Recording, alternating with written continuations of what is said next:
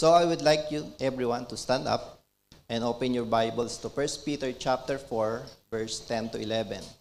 Ayun, the title na ating message for today, The Faithful Steward, Serving a Good God.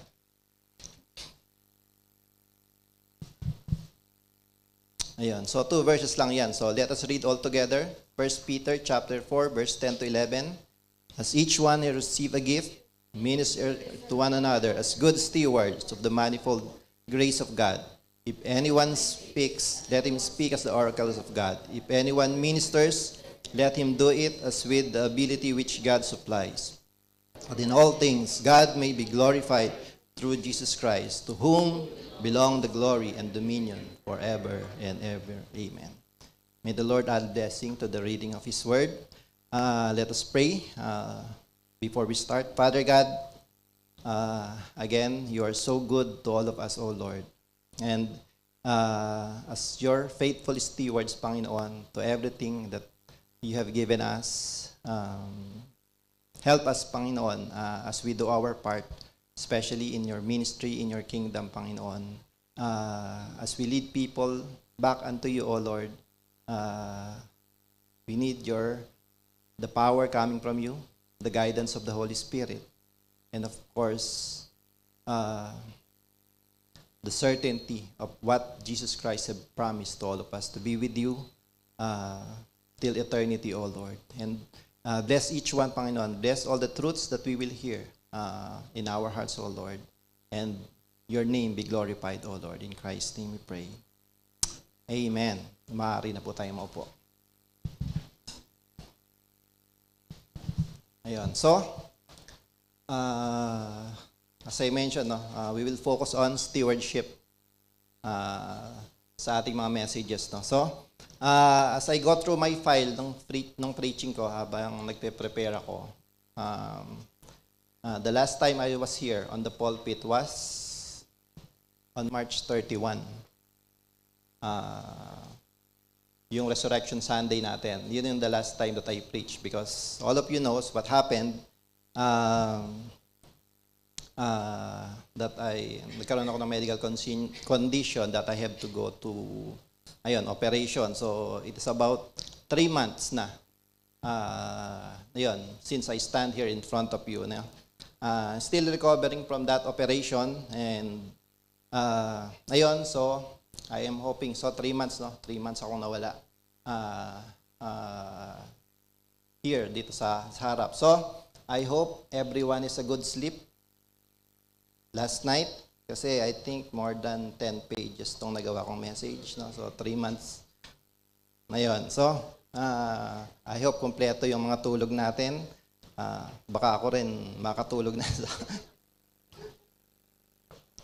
Ayun, so, yun nga, as I mentioned, I have undergone to an operation last May 18. And sadly, ayun, hindi pa rin na-treat yung talagang complaint ko, yung talagang pinapa-check up ko sa doctor, which is my dizziness and yung imbalance. I was hopeful na after the operation, okay na, mariresolve na lahat. Pero still, nandun pa rin, still, ongoing pa rin yung pagpapacheck up ko. So, continue to pray for me for that. But even so, I praise God. No? Kahit na hindi pa nadideal talaga yung physical problem ko, because God allowed it to happen na makita yung cyst. Yung cyst na yun, this extraordinary cyst, sabi nga ng mga doktor, kasi yung size niya. Talagang first time nilang na-encounter and also sabi nga ng doktor, even in his research, wala siyang nakitang ganong kalaki ng size nung nakitang cyst sa akin. No? So, God is really, really good. Kasi kung di nakita yung cyst na yun, it could be fatal unto me. Yung certainty talaga ng life, hindi natin malalaman. No? Unless we undergo of these things. Pag malalakas tayo, of course, tahimik lang ang buhay, tuloy-tuloy lang. Pero when something happens, doon natin marirealize na, oo nga, life is short. Anytime anything could happen to all of us. No? So salamat sa Panginoon for that. And I consider this, yun nga, I mentioned before, nung nag-testimony ako, first time no, after an operation, that this is already my second life. So, praise be unto God for that. So, again, yun, remind each one, no, and say to one another, God is good. Ayun, so balik tayo doon sa text natin.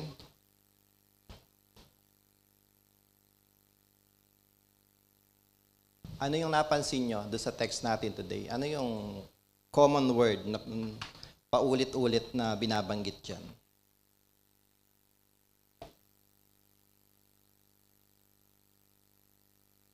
Anong noun?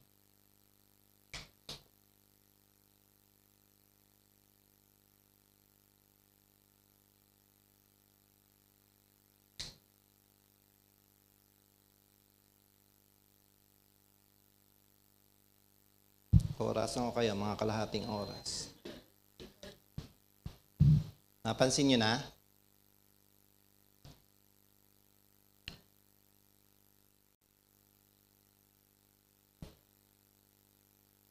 Tama? God? Pero if you will see yung Bibles, yung may mga title yan, ano? Anong focus nung text na to? NKJV, I think, serving for God's glory, no? So, ang focus is pagsaserve sa ating Panginoon. Pero, yun nga, continuously repeating yung word na God. Which mean, ang focus talaga ng ating service is God. Kaya even though, yun nga, ang focus ng ating message is about stewardship, magsasegue muna tayo. Let us focus on God first. Bago natin himay-himayin yung text natin, yung main text natin, and to find out why should we be faithful steward? Why should we be good steward? Kung bakit yun yung tamang response natin para sa ating Panginoon. Being the good God He is, do you still have this feeling sometimes that He is not the kind of God that we know?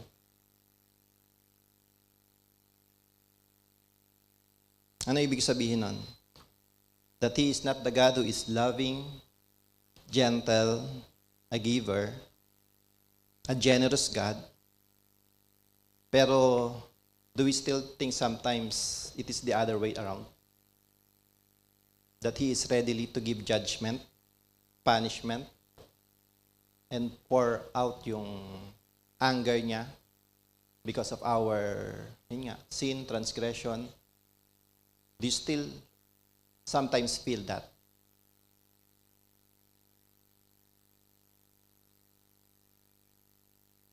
If so, I hope you dismiss that thought. That negative thought about God from your past experiences. Yun nga, sabi nga ni PJ, let go of the past and press on to the mark that is set before us. Even so, in the present and in the future. We should remind ourselves, God is always good. So today, we'll focus first to the giver of our stewardship. And ang gagamitin nating text in Luke chapter 12, verse 32. Anong sabi doon? Do not fear, little flock, for it is your Father's good pleasure to give you the kingdom. Short verse, pero when we focus on those words today, we will receive all the blessings, no? Again, knowing one of the most important character of God, for Him being good. So first, ano ba yung context nung text na yan? Luke chapter 12, verse 32. Again, kung may titles yung mga Bibles nyo, I think this is the Do Not Worry parables na, or this is the do not worry na sermon ng ating Panginoon. This is the account of Luke. And the same thing, merong account kay Matthew, which is in Matthew chapter 6, verse 25 to 34. Question. Yung account ni Luke and account ni Matthew, does this took place at the same place and time?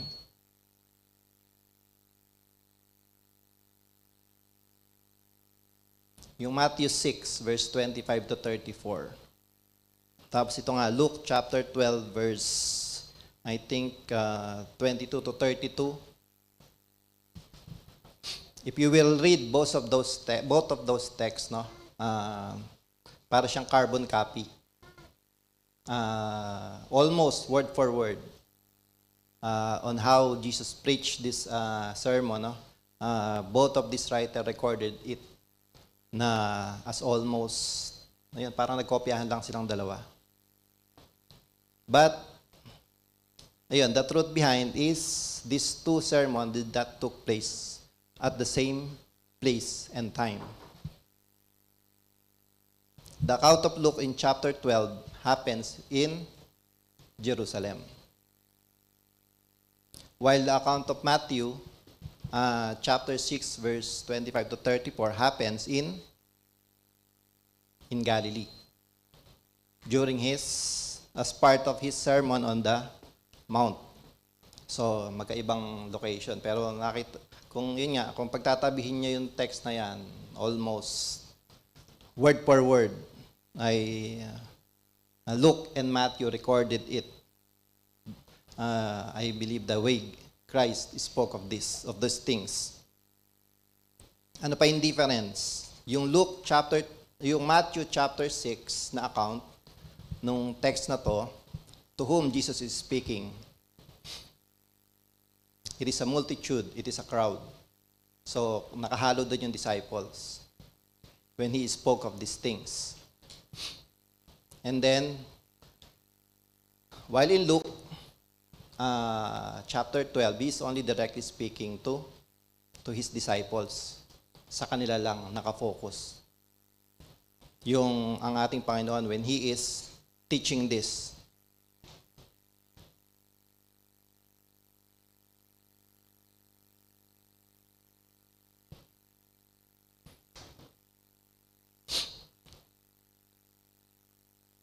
So, yun. So, as Christ spoke to this unto His disciples, He's speaking something about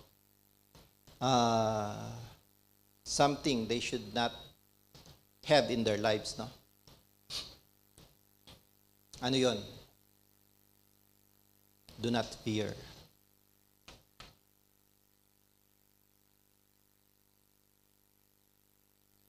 Sabi diyan, no? So after nung text na to, ano yung mga things that we fear?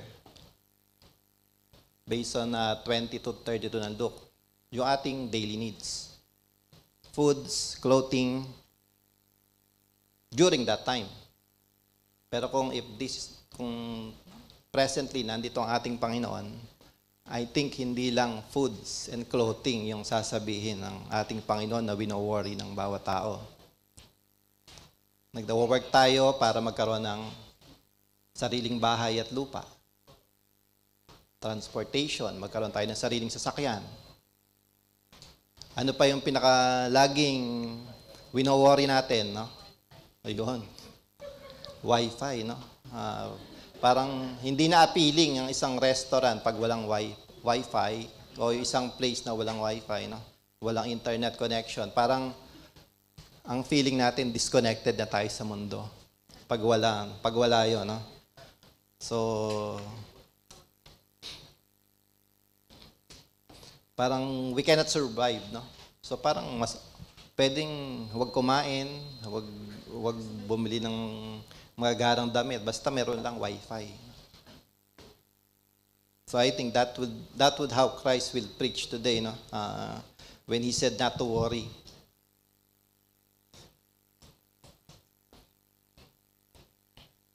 We also worry on our careers, education. Ayun. careers education, no? And in this text, marami din tayong, and in this text also, in chapter 12, there's also other things that Luke is saying for us not to fear. What are those things? If you will read verse 4 to 5 ng Luke chapter 12, what is it that we should not fear? Of course, death. Yun yung verse 4 to, that was in verse 4 to 5. Then, another thing we should not fear, according to Christ, verse 8 to 12, persecution, as we preach the gospel. And then, from our text, what do you think that God is saying or Christ is saying for us not to fear?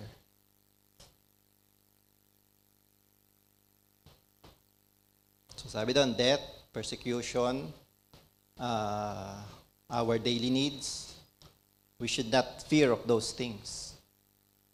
But in our text, what do you think is the author is trying to emphasize now? What we should not, another important thing that we should not fear about. What did I mention earlier? Sometimes that we think that God is not the gentle God, that He is not the good God, that He is not the loving God that we know.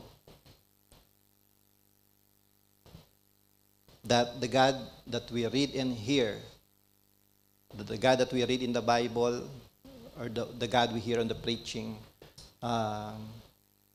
sometimes did it happen to you, that kind of fear, that He is not that kind of God unto you? Sometimes there's a feeling that God has abandoned you or God has forgotten you. Do you have that kind of fear? Kaya nga sabi ko kanina, forget all of those things. Do not let your emotion overcome the truths about God. God is always good. Maybe we fear He is not that gracious and merciful God. Luke chapter 12 verse 32 is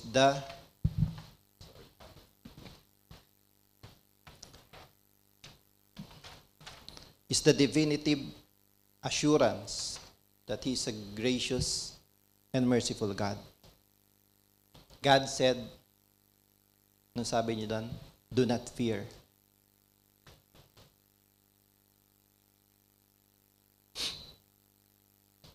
For God will always be good.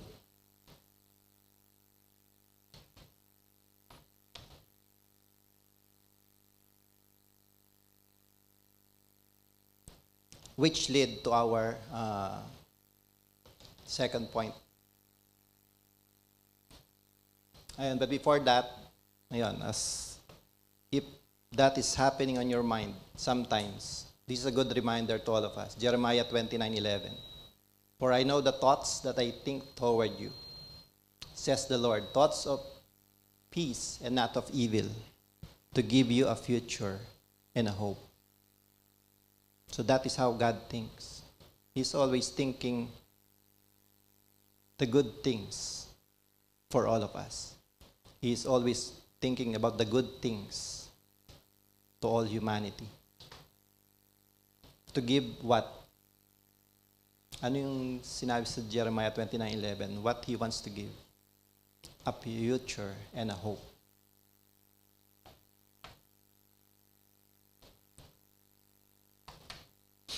So yun yung context ng Luke chapter 12, verse 32. And then, I am encouraging each one, sa simula pa lang, to not fear God of those things. Especially yung fear na God is not gracious, God is not merciful. Because He is always intends to do good. Yun yung certainty to do good.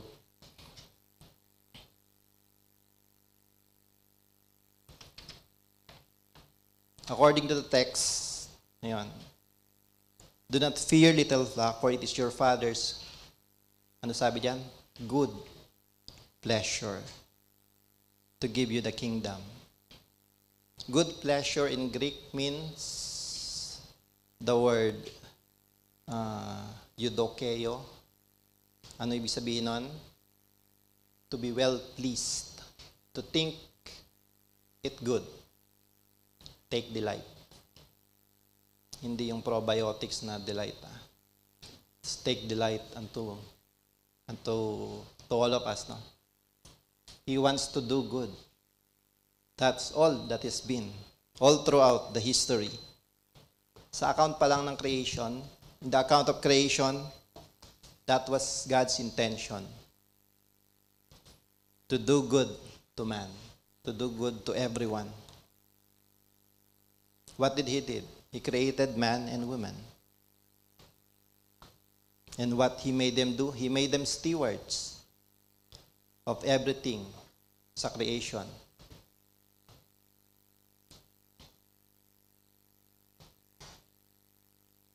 It pleases God to share this to man without any hidden motives or agenda. Ganun siya eh. Yun ang character niya.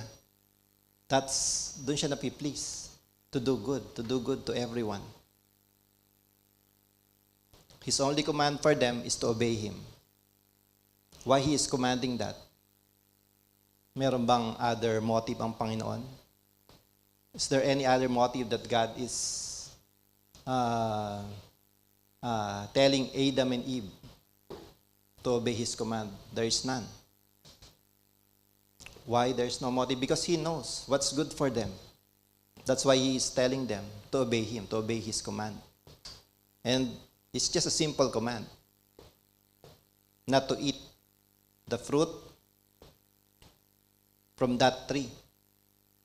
But sin takes its toll on humanity because of their disobedience. No matter how hard God is trying to do good to man, still,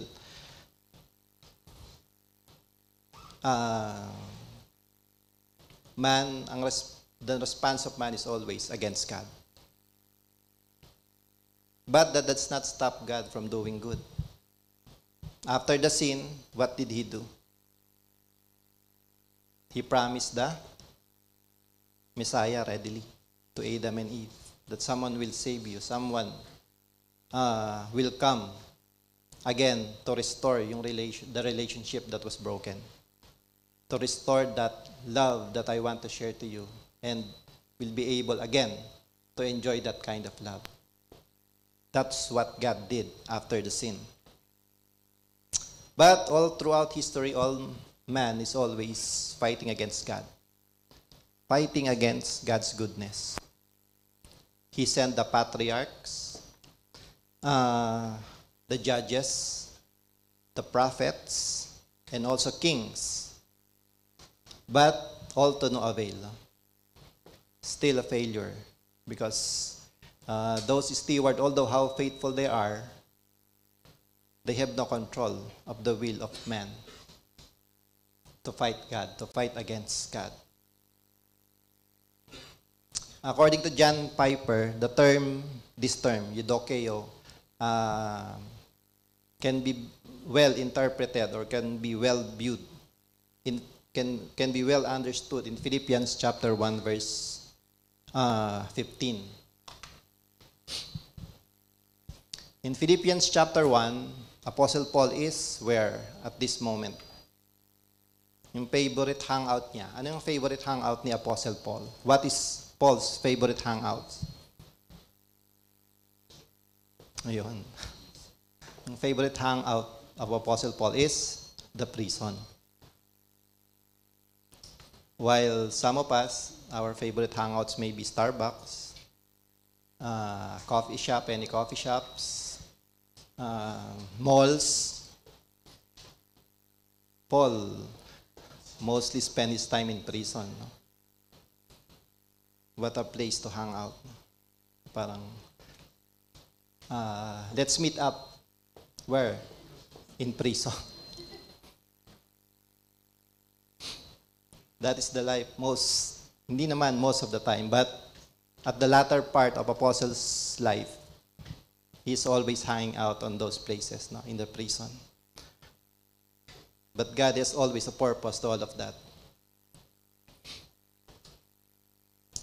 Okay. And Philippians 1:15, so we can have a better view of yung good pleasure or the term eudokeo. As I mentioned, Paul was in prison at this time. And his letters to the Philippians, he said in this text, some indeed preach Christ even from envy and strife, and some also from goodwill. So the word goodwill dyan is similar to the term that was used in Luke 12:32, the good pleasure or yung eudokeo, but this time the Greek word used here is eudokia, but they have the same meaning, no? Still to take delight, to be glad, no? They have both the same meaning.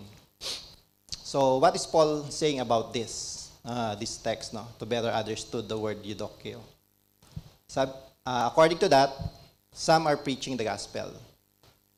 While he is in prison, the brethren are preaching the gospel. Then there are two types of people who is preaching the gospel at this time. Ano yung una? What's the first one? Preaching with envy and strife. And then the second one, some are preaching from goodwill, out of the gladness from their heart. What is Apostle Paul is saying when he mentioned that some preach with envy and strife? They are preaching the gospel, but he is saying there's envy and strife within them.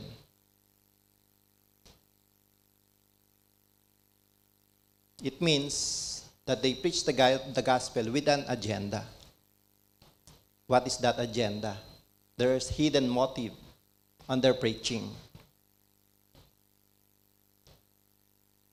which is to show na at this time, since Apostle Paul is in prison, they are better than him for the furtherance of the gospel. They are making this time, they are taking this opportunity to use to preach the gospel so that for their statute in front of the church, that they are doing what Apostle Paul cannot do. They are preaching they are doing this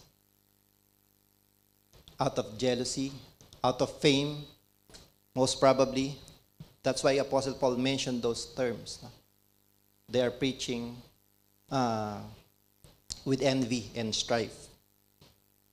They are not preaching out of their respect and love to Apostle Paul and to God, but to what would they gain from themselves, no?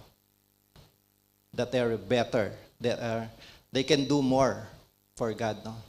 Again, for their own pleasure, to make themselves known to the churches. That is how they preach, this type of persons, no, in this text. And then the other group, no, they preach out of goodwill. They preach out of eudokia or eudokeo, to take delight, to be glad. No ulterior motive. They are just focused on what Paul has taught them, to preach the gospel and to show the goodness and the glory of God to the people. No other thing. Just to further the kingdom, just to further God's glory without any other thought in their hearts. Just pure joy of preaching.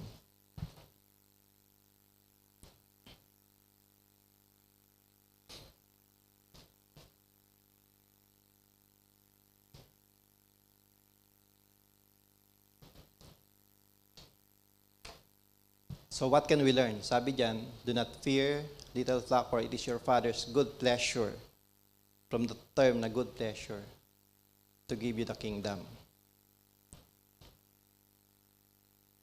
which is the assurance of God's charity or God's love. We have that assurance from our God that He wants to give everything that is good unto us out of His charity or out of His love.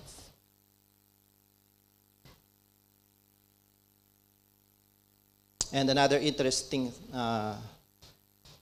fact that we could learn from this text is the other word. No?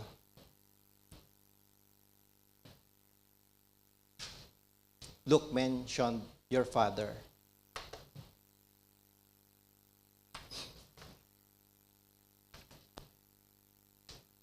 So what does that imply? He is directly speaking to the disciples, or he is directly speaking to us for this kind of assurance. The assurance that we are children of God. And they remember these words, no?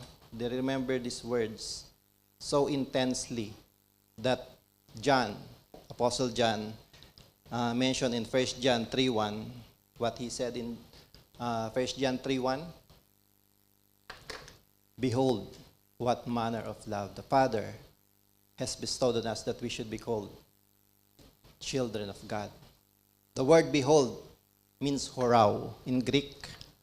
I tried to search kung dito nanggaling yung salitang hooray, pero sadly hindi.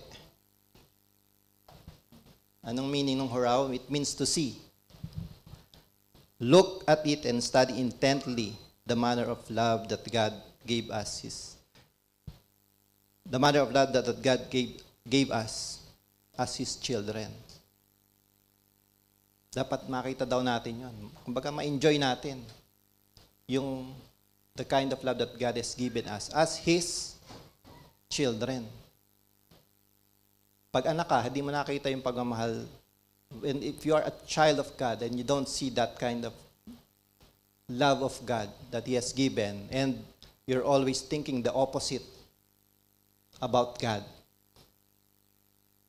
check your hearts, check your mind. Because that is not the kind of God that we have. Behold means that God wants us to see this love, and He is not ashamed to show it us. By Charles Spurgeon. What did he say? Behold means that God wants to see this love, and He is not ashamed to show it to us. There he says, you poor people that love me, you sick people, you unknown, obscure people without any talent, I have published it before heaven and earth, and made the angels known it, and you are my children. And I am not ashamed of you. That is who God is. He is not ashamed. To whom we are before, to who we are in front of Him before we know Christ. Then Charles Spurgeon ended, I glory in the fact that I have taken you for my sons and daughters. Such a good God, such a great God that we serve.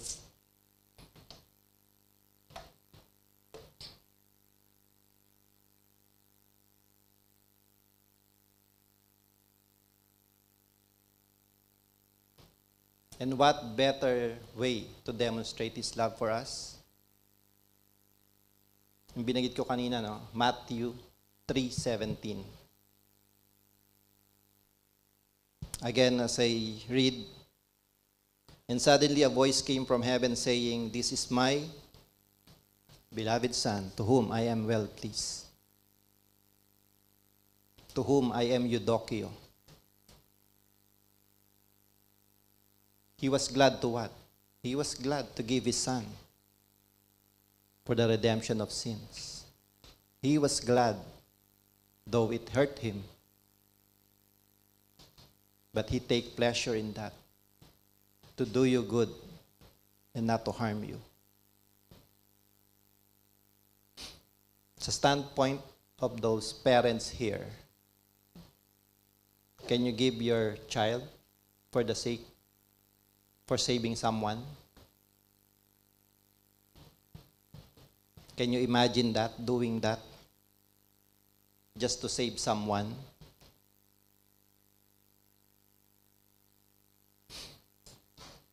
If you are children, can you imagine your father giving your life to save another? It will be hard.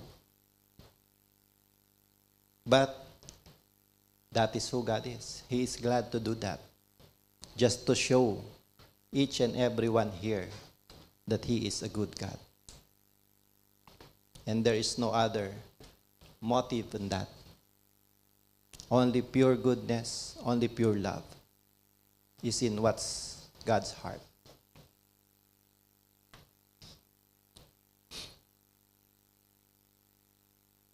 So what can we learn? Kanina, the assurance of God's charity. This time, the assurance of being God's children.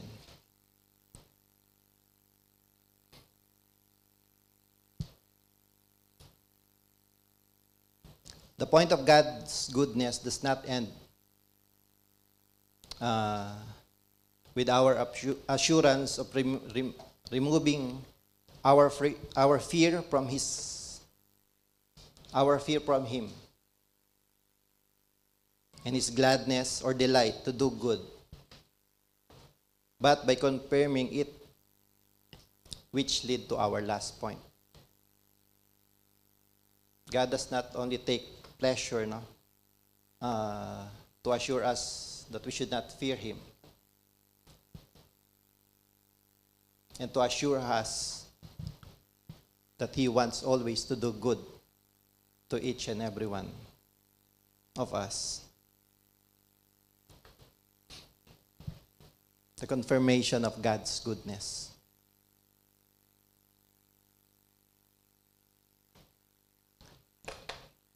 Do not fear, little flock, for it is your Father's good pleasure. From these words, the disciples already are uplifted. Their hearts are uplifted from these words. The assurance of not to fear, to address them, making known unto them that they are God's children, and God's certainty to do good. But God was still not satisfied to show His goodness. That's why He provided the best assurance by ending the sentence. He made a promise, but still, He ended the sentence by what? To give a gift. May pag-gift pa. It's like the Filipino term, no? When we are in a gathering or there's a occasion when we have enjoyed yung goodness ng host, we drink, we eat, we become merry, then, ayun, going home, may pa, Sharon pa, no? The common term that we are using. Sharon means additional gift in the Filipino term. But here, God's assurance, no, it did not end by giving promises to His disciples. He still gave a gift. What gift is that? He wants to give the kingdom. What are those kingdom that God wants to give unto them? No? Talking to the disciples, and also as we read this now, what kingdom is that God want to share with us? Firstly, they were pleased to enjoy Christ's kingship in God's earthly kingdom.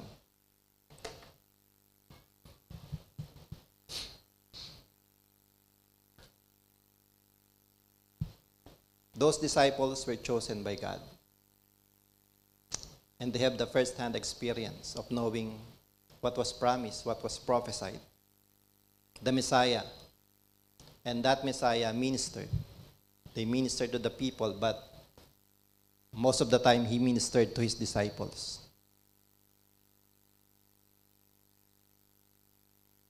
For them to witness what God has prophesied to King David. What did he prophesy? 2 Samuel chapter 7, verse 12 to 13. When your days are fulfilled and you rest with your fathers, I will set up your seed after you. The seed meaning, may binanggit diyang seed, right? Here. The seed meaning Jesus Christ, who will come from your body, and I will establish his kingdom. He shall build a house for my name, and I will establish the throne of his kingdom forever. The disciples had the first-hand experience of that. Although they did not enjoy it as most of the Israelites are thinking, most of the Jews are thinking, that the coming king would give them prosperity, that the coming king would save them from their oppressor, which currently during that time, the Romans. They have been waiting for that Messiah a long time ago, 4,000 years. They have waiting for that promised Messiah, but they're not expecting the kind of Messiah who has no home, who came out from Galilee, who is a Nazarene, as they, as they shamed him, no? Because some of the Pharisees say no one should come out good from Galilee. That is how they viewed Jesus Christ during that time. But they are waiting for him. Those people should know. The Pharisees, the Sadducees, they should be the first one to know that the Messiah has come, but they did not. Instead, God chooses the humble, the meek, the fishermen, the tax collectors. He did not choose the Pharisees or the Sadducees to lead his ministry in the earthly kingdom. He chooses the fools. He chooses the uneducated. He chooses the sinner.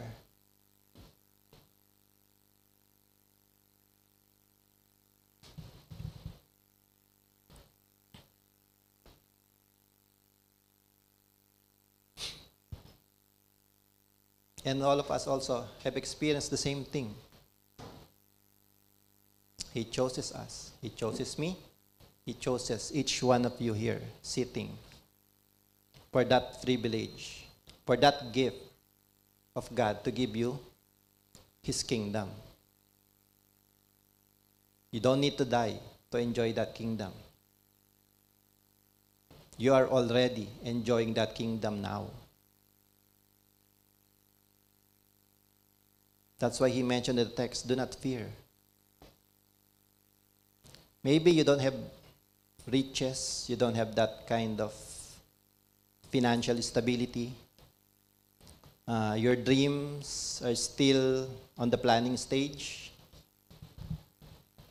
You're still worrying about so many things in your life, especially the future that you do not see. But this God's promise, is a future that you're already experiencing, that you already have received. God, in his good pleasure and being our Father,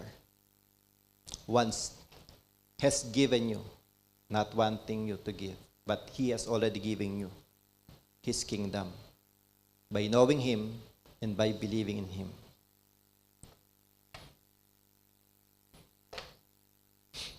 What's the second thing about this kingdom that God's want to give you?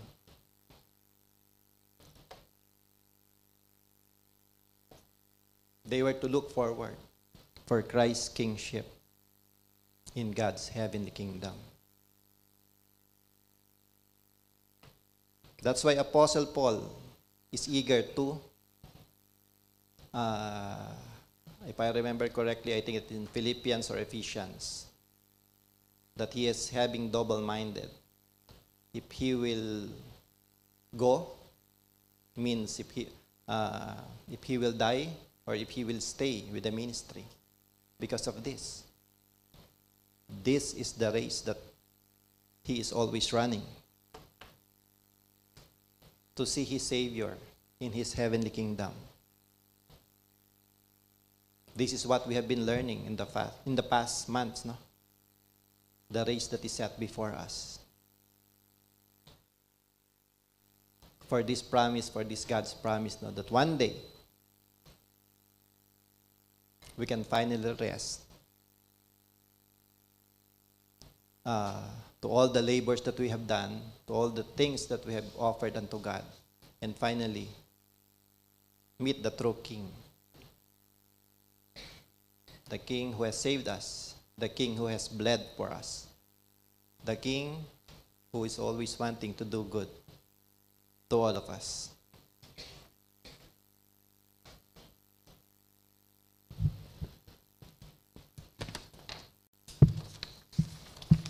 So, just a few pages left. So, siguro mga 5 pages pa.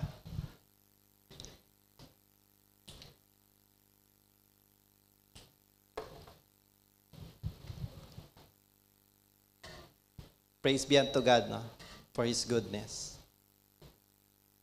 That we have this kind of God that we serve. And He deserves all the service that we can give as His faithful steward. According to John Piper in his message, it is your Father's pleasure to give you the kingdom. He says in his comment in Luke chapter 12, verse 32. Luke 12:32 is a verse about the nature of God. While I was talking here, did you see God's nature and all of those things? It is a verse about what kind of heart God has. Do you see God's heart while you are listening? It's a verse about what makes God glad.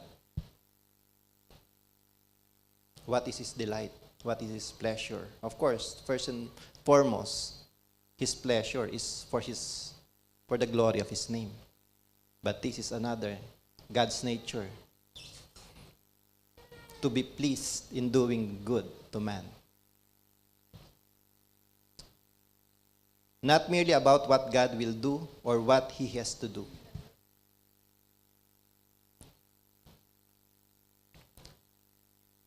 And then the last part, he says, but what He delights to do, what He loves to do, and takes pleasure in doing good, and takes eudokio in doing.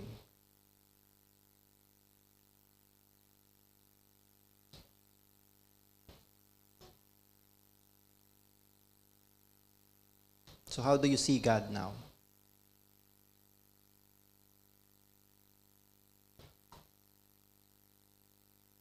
I don't see your hearts. I don't see how you see God. Having saved all of us, having given us the truth, have given us the truth, I hope you see God in a different way after leaving this place now. Always looking to God as the good God. And your response will show it. How will you respond? As His faithful steward. That's what matters, our response. As I mentioned before, let us not be hearers of the word. Let us be doers of the word. Otherwise, we're just wasting time. You just wasted time around, we started 9:35. Maybe we'll end 11:30. So, 2 hours, more than 2 hours of sitting here and not responding to God. So don't waste that time of being God's faithful steward.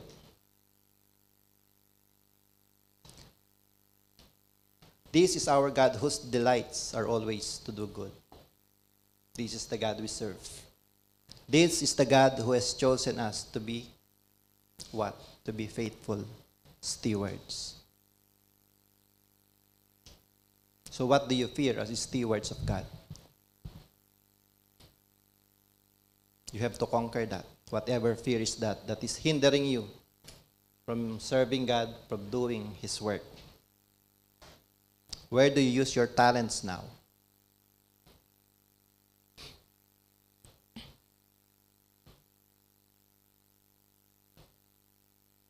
And just like Philippians 1:15, are you serving God with good pleasure in your heart?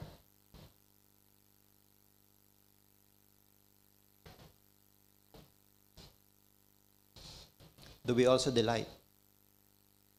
Or there's gladness in our heart as we serve God? Let us pray. Father God in heaven, again we thank you all, O God, for the truths that we have heard, for the message that you have given us today, showing unto us who you are, the nature of who you really are, O Lord. As mentioned in Luke chapter 12, verse 32. So much promises, so much assurance, O Lord. And so much love, O God, that you have given us today. May we always view you as the good God you are, who takes pleasure in doing good, who takes pleasure in loving us, who takes pleasure of that unlimited grace and mercy you always bestow upon us. Forgive us, God, in all our shortcomings. Forgive us, O God, if we do not serve you well as your faithful stewards. Our response matters, O Lord. And whatever we have learned today, O Lord, may it be according to your will and for the purpose of glorifying your name, O Lord. In Christ's name we pray. Amen.